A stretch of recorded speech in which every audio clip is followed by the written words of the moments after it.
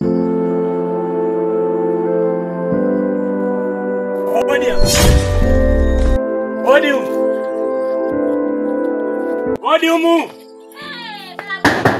Vipi uko nje jamani? Toka nje hapa. Toka nje hapa. Haya. Wewe tena. Mimi tena nikilicho kufanya umpige mtoto wangu. Kakukosea kitu gani? Eti mtoto wako.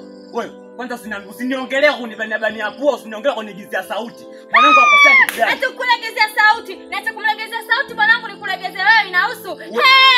Jamani majirani huko. Wewe vipi wewe? Kwanza unatokea wapi? Una hata heshima. Mwana baba unafika kwenye mji wa watu. Makelele juu ya makelele. Vipi? Salamu uzijui?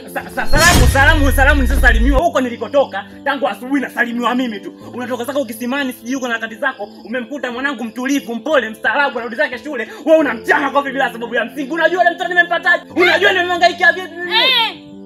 Nikuulize wewe mlangaleba unajua? Nini? Unajua mlangaleba? Nitakuja kukunasa makofi. Mimi nasema kofi. Jamani huko. Mimi nasema kofi sasa. Alipokukosea wewe ulishindwa kunifuata baba yake na kuniambia kama mwanao kanikosea? Jamani niliona kero kukufuata watu nikanase na mimi nikajue moja. Ukaamua uchukue maamuzi mkononi, si ndio? Yeah. Sasa nikwambie kitu kimoja. Ulichokifanya akitoishia hapa na wala akitoishia pale. Hiki kitalipwa.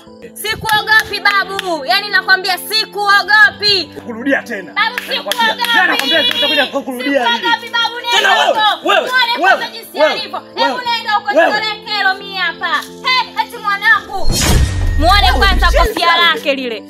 Kofia kama mkingi wa bati hebu kwenda huko. Muone kwanza jinsi alivyo. Yo, sikuogopi.